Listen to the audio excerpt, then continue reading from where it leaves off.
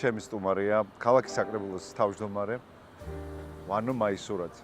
ყოფილი სპორტსმენი, ადამიანი, რომელსაც ძალიან ბევრი თაობა ყავს აღზრდილი და ვფიქრობ, რომ ჩვენთვის საინტერესო ამბები ექნება მოსაყოლი, სხვათა შორის მოვიდა უკვე. ვანო მოგესალმები. მოგესალმები ზვირად. როგორ ბრძანდებით? გაშვები ზვირად. არა მისო, შენ როგორ ხარ?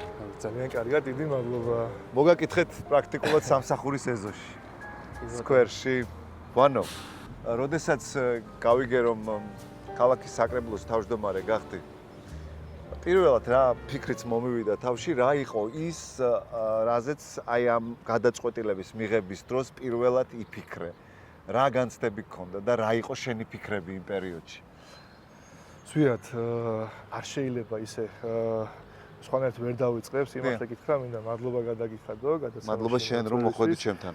დღეს ვარ მონაწილე, ხოლო მომავალში უკვე ხვდები შენი გადაცემის, ყველაზე ბათუმური გადაცემის მადლობა ძალიან. ნაწილი, ისტორიული ნაწილი. სიმართლე გითხრა, პირველი ჩემი ფიქრი იყო, რაც ამჩვევია, იყო შიში და მეუქრა რაღაცნაირი, თუმცა რომ გადავხედე ჩემს გარემოცვას, ჩემს ცხოვრების სტილს, წარსულ გადადგმულ ნაბიჯებს, მალევე გადამიარა ამ პასუხისმგებლობის მომენტია. კი, ნამდვილად რა, სიმართლე გითხრათ, რომ შევხედე ვინ დგას შენს ირგვლივ, ეს ოჯახის წევრები, სამეგობროწე, ზოგადად ეს ბათუმელები, ვინც რეალობას წარმოადგენენ ამ ქალაქის, ნამდვილად რა ამან გამაძლიერა, ამან მომცა ძალა და შემდეგ ჩამოვართვი ხელი იმ ადამიანებს, ვინც დობა გამომიცხადა. ეგ იყო სიმართლე გითხრათ, პირველი გრძნობა. შეიძლება შიშიც არ დავარქვათ ამას, როგორც თქვენ აღნიშნეთ. პასუხისმგებლობა, ხო, აი რაღაცა ეს პირველი ტალღა პასუხისმგებლობისა ძალიან რთული გასაძლებელია. რა თქმა უნდა, იმიტომ რომ ძალიან ბევრ ადამიანზე იღებ პასუხისმგებლობას, შენს ქვეყანაზე იღებ, შენი ქალაქის ნაწილზე არა და მთლიან შენი ქალაქის ზოგადად მომავალზე იღებ, მოგეხსენება პასუხისმგებლობა, მოგეხსენება ჩვენ ქართველები ზოგადად ჩვენს საუკეთესო მომავალს ალბათ წარსულში ვეძებთ და მეც იგივენაირი ვარ, არანაირი განსხვავება. ბათუმელი კაცი ხარ. კი, გადავხედე ისტორიას, ვინ იყო შენამდე, ვინ და საკეთებდა, როგორ მოვიდა დღემდე, ეს ნამდვილად დასაფიქრებელი იყო და ძალიან ბევრი ფიქრი, სხვათა შორის ჩვენ საერთო მეგობარი არის ძალიან სასიამოვნო არაჩვეულებრივი ადამიანი, მაგარი ბათუმელი, მემატიანი ბათუმეს, ქალბატონი თამარ ორაგველიძე, ვისთან ერთადაც არაერთი დღე გავატარე, არაერთი წუთი გავატარე და ვსაუბრობთ ჩვენ ბათუმზე, მის ჩვენს წინაპრებზე უпроსორად, რა როგორ აშენდა, რა როგორ გაკეთა, რა როგორ დაიწყო და ამის მერე მივიღე უფრო ხარგაშლილი, ესე ვიტყო, უფრო თამამი გადაწყვეტილება, რომ ყოფილიყავი ამ პოზიციაზე მაშინ წარდგენილი.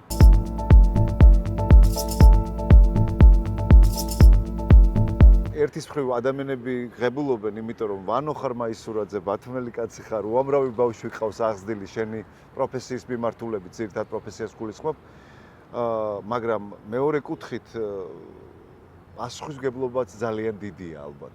ძალიან დიდი პატივია იყო ქალაქ ბათუმის საკრებულოს თავმჯდომარე, ზოგადად ქალაქ ბათუმის საკრებულოს წევრი, იმიტომ რომ ყველაზე ბათუმური ადგილი არის ალბათ. კი, ნამდვილად. საკრებულო, საიდანაც წდება თითოეულ შენ თანაქალაქელი, შენი ქალაქის ბედიღბალი.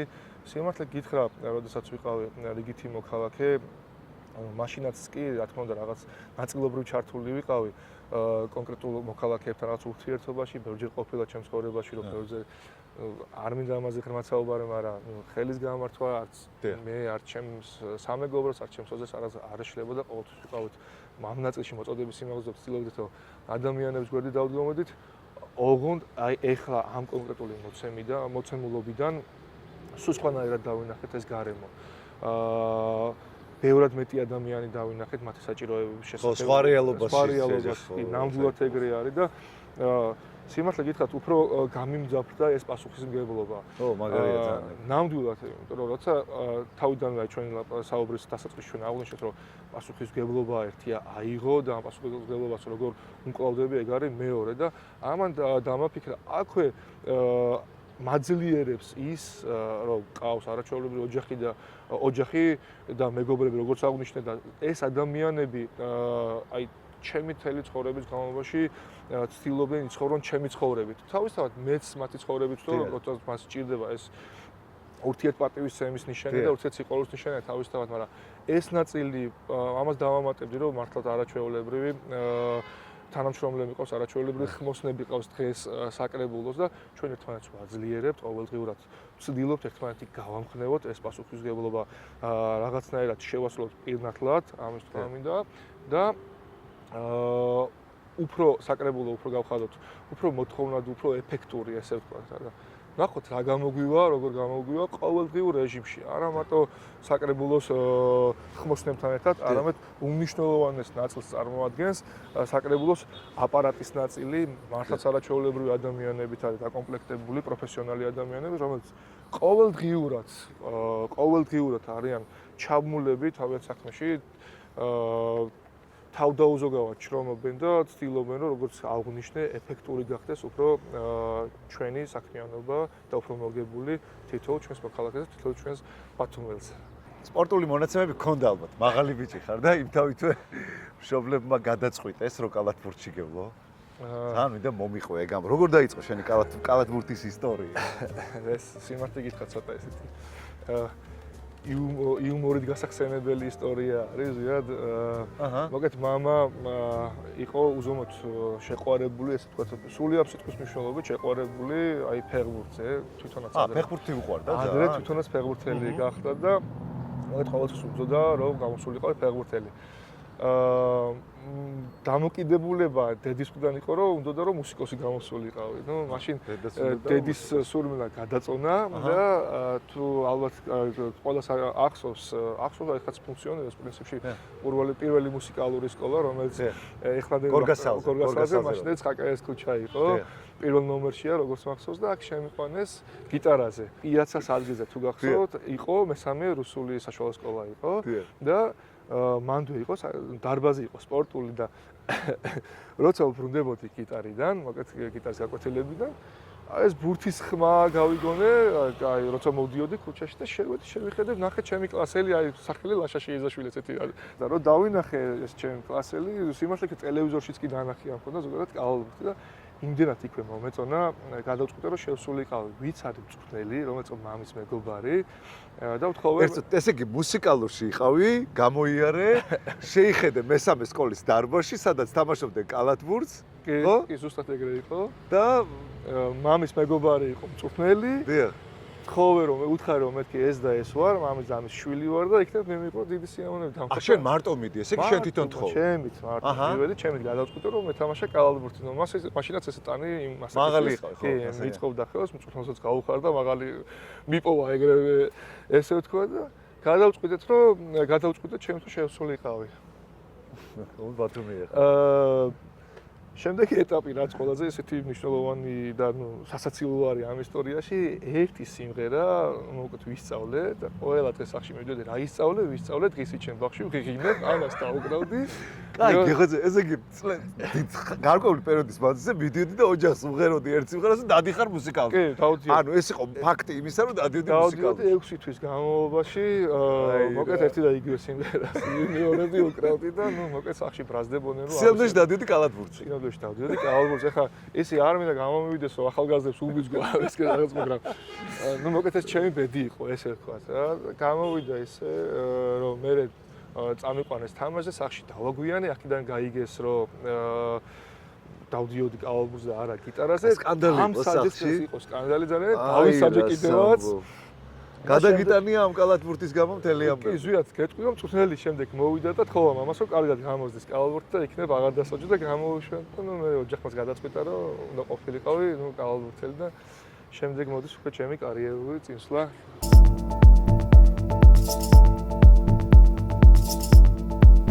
მართლა მაინტერესებს ბასკოს თემა, აი, იმიტომ რომ ბოლომდე ვერ გავიგებ. რაღაცები მოყვა, მაგრამ მე გავაჩერებ და უთხარი მოდი მეთქი ხვალ ჩემს რესპონდენტს, გადაცემის სტუმარს ვკითხავ, რა მოხდა რეალურად? კი ბატონო, მე უკვე ხვდები რა ისტორიაზეც არის საუბარი, მაგრამ მანამდე გითხრა რომ ჩემი ცხოვრების ძირითადი ნაწილი მე სწორედ კალათბურთს მიუძღვენი, როგორც ადრე წარსულში მოთამაშე, შემდეგ უკვე ჩემი პირადი აკადემია გავხსენე საკალათბურთო იცი ზვიად შენ, იქ უკვე მწვრთნელის რანგში მოღვაწეობდი და ნუ შემდეგ უკვე საკრებულოს, როგორც საკრებულოს თავმჯდომარე და იყო ესეთი ისტორია ჩემს ცხოვრებაში და სხვათა შორის საამაყო ისტორია არის, ქალაქთან დაკავშირებული ისტორია არის. ალბათ ყველას კარგად გახსოვს გუნდი ბასკო ესეთი. სხვათა შორის ისტორია რო არ დაკარგულიყო, ჩემს აკადემიასაც დავარქვი, საბავშვო აკადემიას, ბასკო და დღეს ის ბასკო არსებობს როგორც აი უკვე აკადემიის სახით და გავაგზავნებ ისტორიას. როდესაც მოხდა რევოლუცია, გახსოვთ ალბათ თქვენ, ის ჩემპიონი ძალიან ძლიერია. გუნდი ნუ მოკეთ არ მინდა ხა ძალიან პოლიტიკაში გადავზარდო, ვიცი თქვენ ის გადაცემის ფორმატი სულ სხვა არის, მაგრამ ოდნავ შევეხები ამ ნაწილს სამწუხაროდ პოლიტიკურ ნებებს გადააყოლეს მაშინდელი ეს გუნდი და დაშალეს დიახ.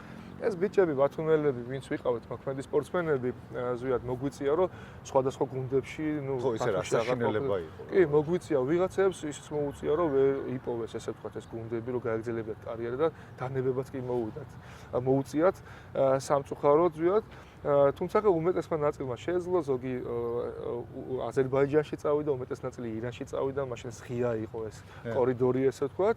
მე პირადად თბილისის დინამოში გადავედი სათამაშოდ, სადაც 2 წელი დავყავი და ისე მოხდა, რომ ეს ბიჭები ისევ დავრჩით უგუნდოდ შემოთავაზების გარეშე, ხელშეკრულებების გარეშე და შევიკრიბეთ ბათუმში. მოკლედ ერთ-ერთ რესტორანში ესე ვთქვათ რა. ხო.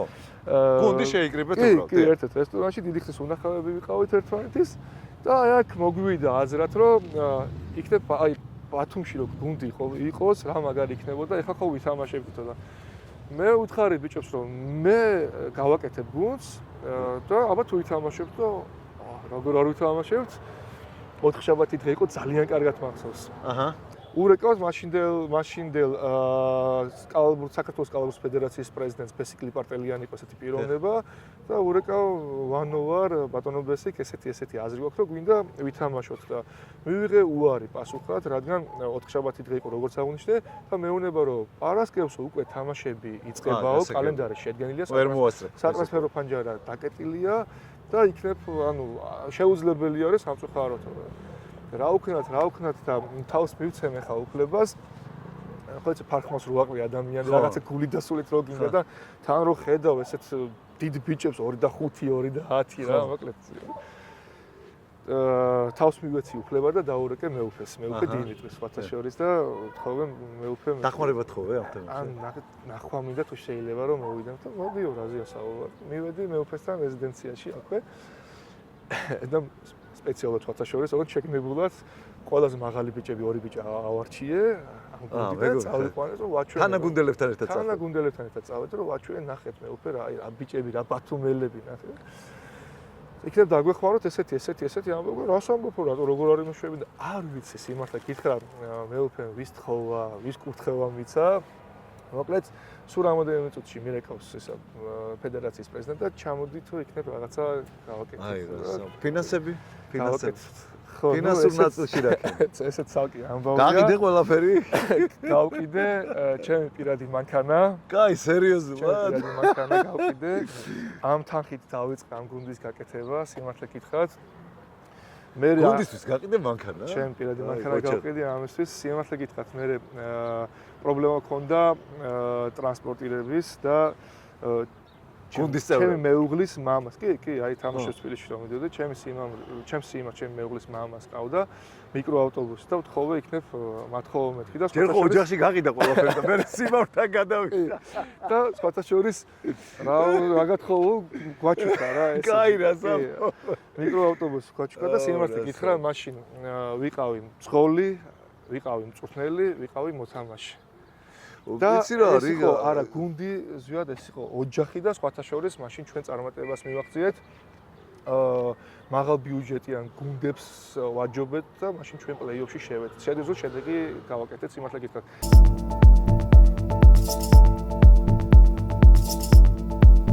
უდიდეს პატივს ცემს სოფოს მეუღლეს, რომელიც არის არაჩვეულებრივი ადამიანი. მე მგონი ვინც იცნობს ყველას უყვარს ძალიან. დიდი ხნის ოჯახი გაქვთ უკვე. ყავთ 3 შვილი და სტუდენტი ყავს უკვე შვილი რა.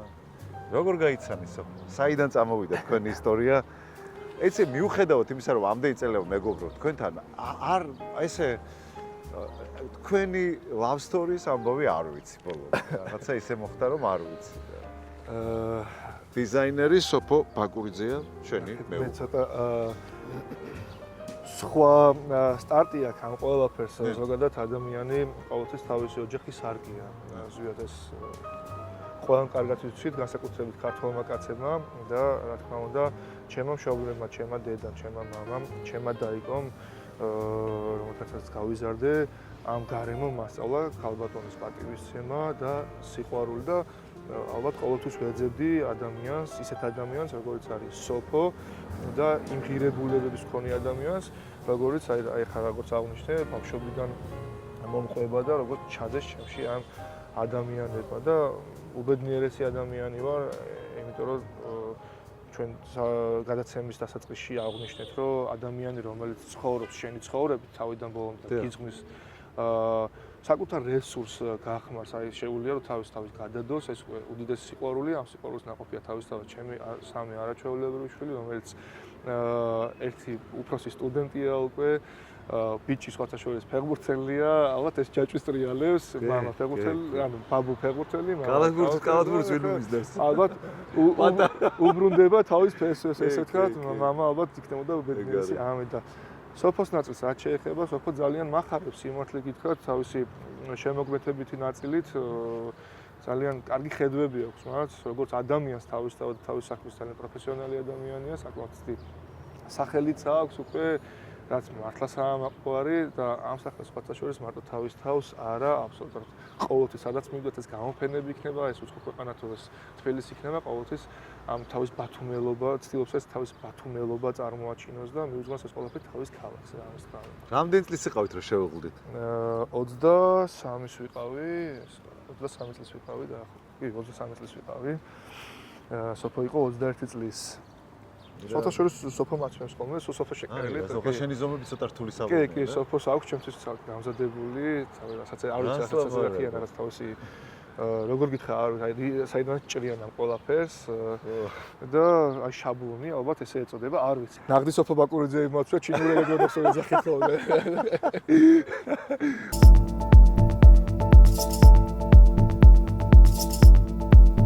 დღეს რაღაც სხვა შეხედულებები აქვს ახალგაზრდებს.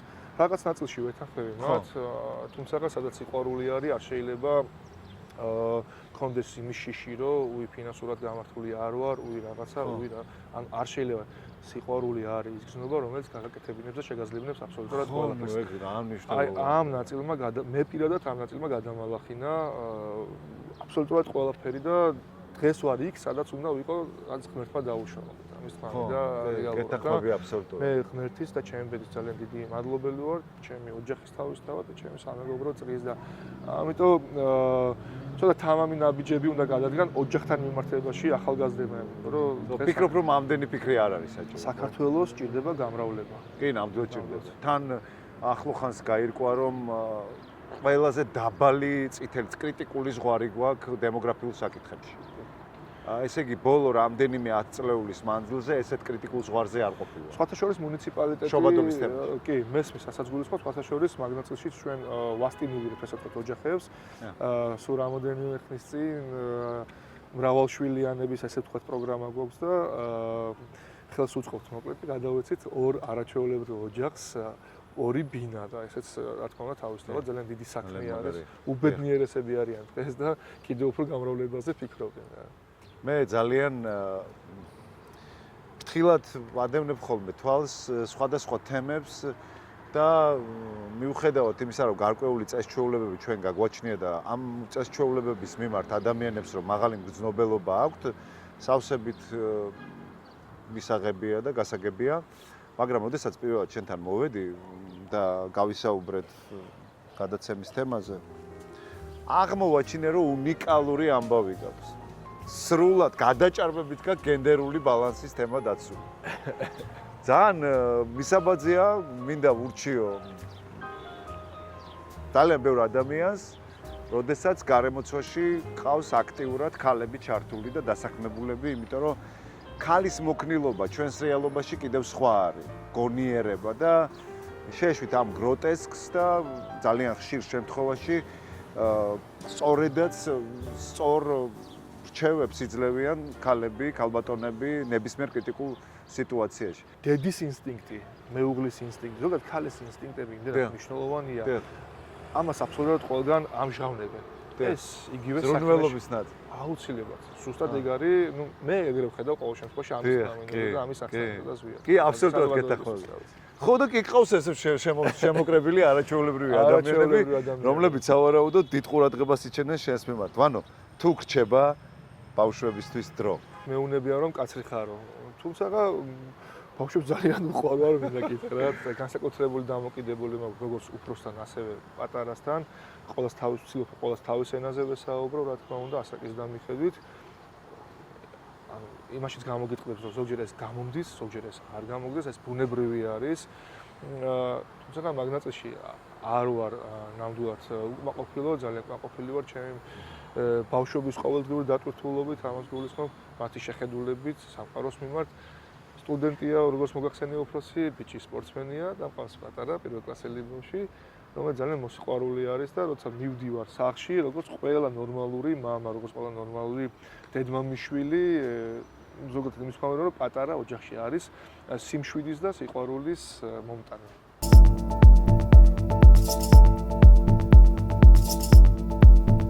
70 ლარიან кейსზე მინდა მელაპარაკო. ნახე ზვიად გეთქვი, გუშინ მქონდა სხვათა შორის საკრებულოს ხდომა და ჩემის ფიჩის დროს, რომ ამ საკითხს შევეხე, სიმართლე გითხრა, იმდენად ჩემს სამაღელვებელი იყო, რაღაც მონაკოჩი სიმართლე გითხრა, აბსოლუტურად ყველაფერი დამავიწყდა და ანუ ეს ფიჩი არც კი გამომივიდა სიმართლე გითხრა, ამის არც მწვენია. უბრალოდ პირიქით მიხარია კიდევ, იმიტომ რომ იმდენად გულთან მივიტანე და არც მიხარია, სიმართლე გითხრათ, არც მახსოვს რომ გადასცემებმა მედია საშუალებებმა ეს გააჟღერეს, თუმცა თითქოს მე 70 ლარიანი ახალი ტარიფი ჩემს სატელეფონო მომსახურების ტარიფი დავიდგინე ჩემს მოსწრაფ, ეს არის აბსოლუტური ტყუილი, ეს არ ყოფილა.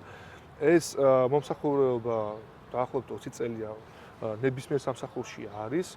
70 ლარიდან დაახლოებით მე 40 ლარიანი ის მერიცხება, რა ქვია, ან პაკეტი ირთვება, სატელეფონო ტარიფი ირთვება, დანარჩენი ნაწილი ბრუნდება უკან.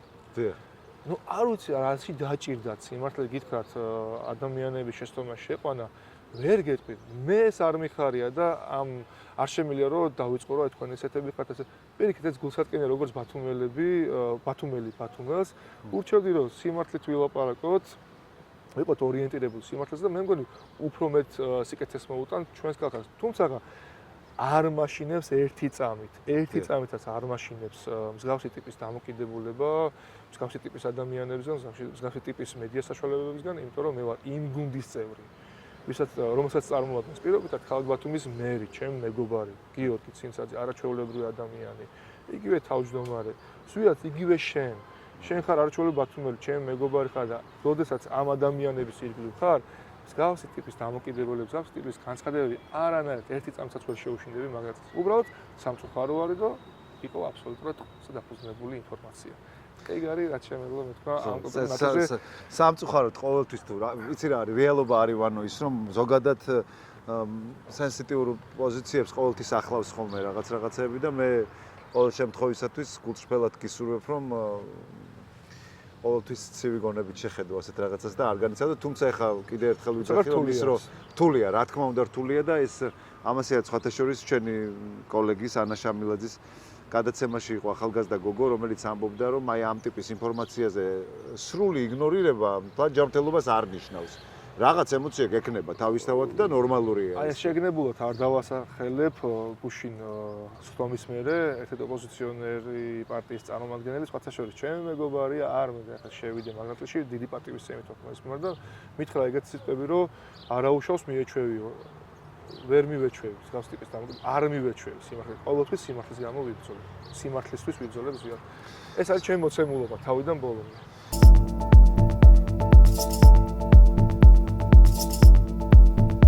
ოპოზიცია ახსენე და გადაცემის მიწურულს მინდა გითხო მე საკრებულოს ოპოზიციის წარმომადგენლები ნაწილი ჩემი მეგობრებია და ჩემთან გადაცემაშიც ყოფილა ხშირად გვისაუბრია. შენ თვითონ როგორ ურთიერთობაში ხარ მათთან? ბალანსის დაცვა თავისთავად მიწევს მეც და სასიხარულოა ის ამბავიც, რომ მათი მხრიდანაც არის დაცული ეს ბალანსი. კონკრეტულად ჩემთან მიმართებაში მე არ ვიცი ხა წინასწარ ახალი ხილი არის ასე ვთქვათ ჩემთვის არ ვიცი რაღაც პერიოდის მერე რაღაც შეიცვლება ეს გარემოებები ნამდვილად ვერ გეტყვი ვერ გავაკეთებ პროგნოზებს თუმცა დღეს მდგომარეობით მინდა გითხრა რომ ეს ბალანსი ორივე მხრიდან დაცულია და ეს ძალიან მახარებს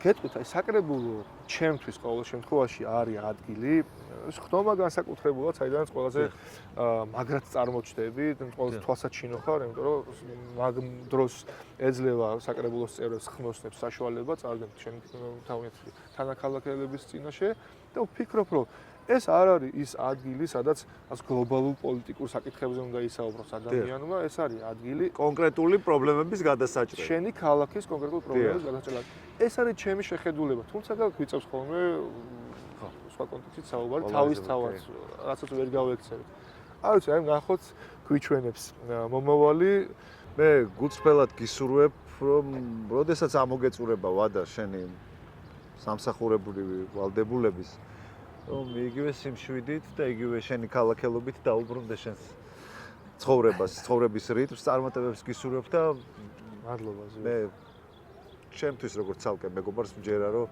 ობიექტურობის ფარგლებს არ გაცდები წარმატებები ვანო და ძალიან დიდი მადლობა რომ დღეს ჩემთან იყავი სტუმრად ბოლოს შეიძლება რა თქვა კი რა თქმა უნდა შეიძლება და გეტყვით ნებისმიერი თანაქალაქელის ჩვენ თანაქალაქელის თითოეულ ქართველის პრობლემა არის ჩვენი დღის წესრიგი ზოგადად ასე ვთქვა. მე სხვათა შორის რიგითი მოქალაქეებისგან ძალიან ბევრი საინტერესო ინიციატივა მოვისმინე. დიახ. ჩვენი კარი ყოველთვის ღია არის, რომ მოვისმინოთ ეს ინიციატივები, გავიტანოთ, დავამტკიცოთ და ჩვენი ქალაქი უფრო მრავალფეროვანი გავხადოთ. დიდი მადლობა კიდევ. მადლობა ძალიან დიდი ვარნო და მომავალ შეხვედრამდე.